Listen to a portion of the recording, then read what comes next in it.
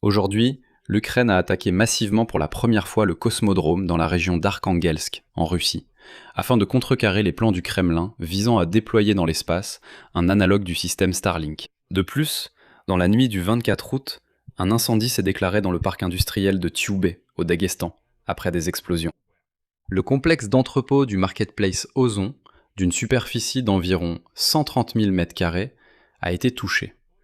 Il était considéré comme le plus grand entrepôt de cette entreprise dans le Caucase du Nord. Et c'était déjà le 6e entrepôt de cette entreprise à avoir brûlé en seulement 3 jours.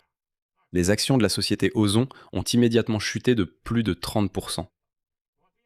En réponse, le porte-parole du Kremlin, Dmytro Peskov, a menacé que désormais les militaires russes frapperaient régulièrement Kiev en réponse aux attaques de drones ukrainiens. Sur les entrepôts de la place de marché Ozon, ainsi que sur d'autres infrastructures commerciales. Je rappelle que la Russie faisait déjà cela auparavant et attaquait régulièrement non seulement Kiev, mais aussi d'autres villes paisibles d'Ukraine. Mais la conclusion importante est la suivante. Pendant la majeure partie de la guerre à grande échelle de la Russie contre l'Ukraine, la population russe était relativement isolée des attaques de Kiev. Mais maintenant, la situation change radicalement. Je m'appelle Alexei Pecci. Discutons ensemble de ce sujet. Mais avant de commencer, je vous demande de vous abonner à la chaîne, de liker cette vidéo et de ne pas oublier de laisser votre commentaire. Merci pour vous. Ainsi, aujourd'hui, les drones des forces de défense ukrainiennes ont pour la première fois atteint la région d'Arkhangelsk, située à environ 2000 km de la frontière avec l'Ukraine. Cette nuit, le cosmodrome de Plesetsk a été attaqué. C'est le seul cosmodrome militaire opérationnel de la Russie. Des essais du tout nouveau missile balistique intercontinental Sarmat y ont été menés à plusieurs reprises. De plus, en 2026, des lancements réussis de Soyouz 2 et Angarus y ont eu lieu à plusieurs reprises, ainsi que des appareils du groupe orbital Rassvet que le ministère russe de la Défense considère comme l'équivalent du système américain Starlink. Le matin, une alerte au drone a été déclarée dans la région d'Arkhangelsk. Le gouverneur, Alexandre Tsiboulski, a appelé les habitants à trouver un abri et a averti d'une coupure de l'Internet mobile.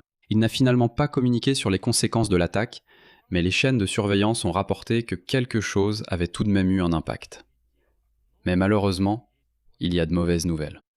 Aujourd'hui, les Russes ont tout de même mis en orbite une fusée avec une cargaison à usage militaire. Le ministère de la Défense de la Fédération de Russie rapporte que depuis le cosmodrome de Plesetsk, dans la région d'Arkhangelsk, le lancement du lanceur de classe moyenne Soyouz 2.1B a finalement été effectué avec succès, qui a placé en orbite une cargaison militaire, dont le type et la destination ne sont pas révélés.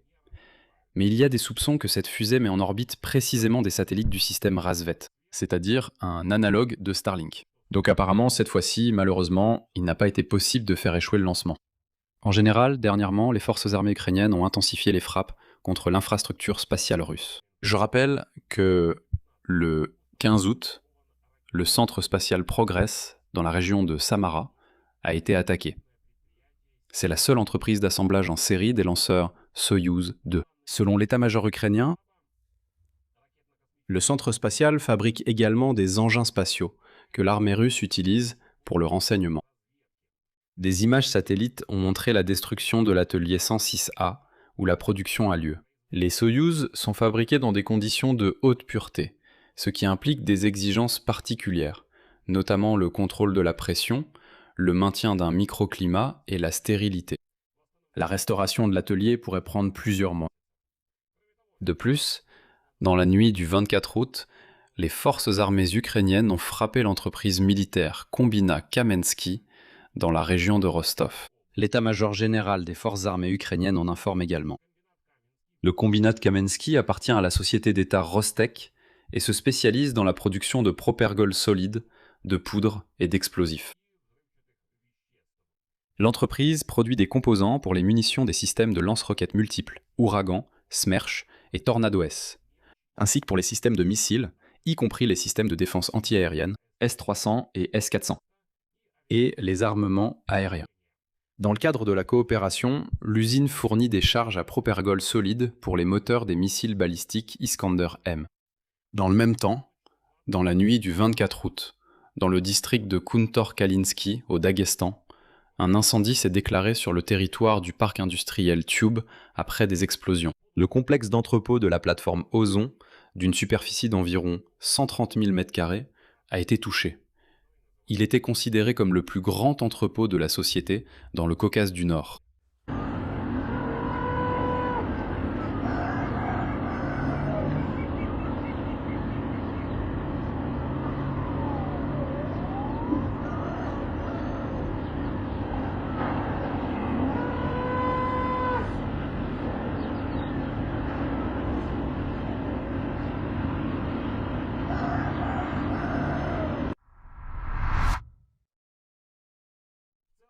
Au total, 6 complexes d'entrepôts de l'un des plus grands détaillants en ligne de la Fédération de Russie, Ozon, ont été attaqués par des drones au cours des 3 derniers jours.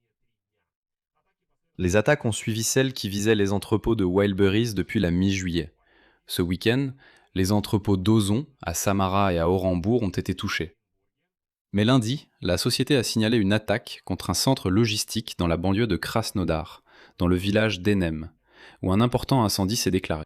Et à Makhatchkala, où un incendie s'est déclaré et où il y a des blessés. De plus, les entrepôts d'Ozon à Adiguysk et à Nevinomisk ont été évacués en raison de la menace d'une attaque de drone.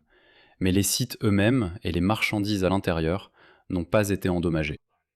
Néanmoins, les actions d'Ozon, la deuxième plus grande plateforme de vente en ligne de Russie, qui occupe plus d'un quart du marché du commerce électronique en Russie, se sont effondrées de 30% à la bourse de Moscou lundi. Dans ce contexte, aujourd'hui, le porte-parole du Kremlin, Dmytro Peskov, a déclaré que les militaires russes frapperont régulièrement Kiev, soi-disant en réponse aux attaques de drones ukrainiens. Sur les entrepôts de la place de marché Ozon, ainsi que sur d'autres infrastructures commerciales. Comme si les Russes ne faisaient pas déjà cela auparavant. C'est une telle hypocrisie. Mais à quoi bon s'étonner? Ce sont les Russes crasseux. Avant cela, Vladimir Poutine a déclaré, je cite, que le régime de Kiev s'était fixé pour objectif de nuire à notre économie et avait ouvert la boîte de Pandore. Eh bien, recevez une riposte contre vos secteurs économiques les plus sensibles, qui, pour être honnête, sont déjà en train de rendre l'âme. Cela concerne d'ailleurs aussi la production agricole, dont le régime de Kiev tire l'essentiel de ses revenus grâce à l'exportation de produits. Eh bien, qui parle de la boîte de Pandore, c'est-à-dire ce rustre chauve? Vladimir Poutine. Il a déclenché une guerre à grande échelle contre l'Ukraine, et quand on a commencé à le frapper en pleine figure, on a simplement commencé à frapper en pleine figure ce nabot chauve. Il a ouvert sa grande gueule et déclare que l'Ukraine a ouvert la boîte de Pandore. Eh bien, c'est surprenant, mais les Russes crasseux continuent quand même de croire à tout ça. De plus, selon les propos de l'aberration qu'est Vladimir Poutine, ces attaques aident les militaires russes au front à accomplir les missions de combat qui leur sont confiées. Poutine a expliqué que les frappes contre l'Ukraine perturbent la capacité des militaires ukrainiens à livrer du matériel et des munitions sur la ligne de front, elles entravent la rotation des effectifs des forces armées ukrainiennes et réduisent les capacités des entreprises de l'industrie de défense à perfectionner les armes. Mais, en réalité, Poutine a oublié d'ajouter que les frappes ukrainiennes sur le territoire de la Russie sale poursuivent exactement les mêmes objectifs. Avant cela, Vladimir Poutine affirmait également que les raids de drones ukrainiens, qui visaient d'abord les raffineries de pétrole russes, puis les entrepôts Wildberries et les ports de la mer Noire et de la mer d'Azov, n'ont soi-disant causé aucune conséquence critique à la Russie. Il dit que c'est juste une piqûre de moustique. Pourquoi vous faites la queue pour de l'essence à la station-service? On dirait que vous vivez tout simplement dans une réalité parallèle. Dans le même temps, depuis le début de 2026, les drones ukrainiens ont attaqué plus de 70 fois les raffineries de pétrole russes et en ont mis hors service plusieurs dizaines. En conséquence, les volumes de raffinage du pétrole sont tombés à leur niveau le plus bas depuis 2002. De son côté, la plus grande place de marché russe, Wildberries, a perdu 23 entrepôts et un quart de toutes ses capacités logistiques. Et maintenant, toutes ces capacités seront restaurées aux frais des contribuables, c'est-à-dire des Russes ordinaires. Gagnez donc vos 30 000 roubles là-bas. Eh bien, il faudra payer pour la reconstruction des entrepôts de Wildberries. Mais au fait, si vous n'avez pas compris, Poutine vous a dit qu'il n'y a aucune conséquence à ces frappes. Tout va parfaitement bien. De plus, depuis juillet, à cause des attaques de drones, les autorités russes ont arrêté le fonctionnement des ports céréaliers de la mer d'Azov.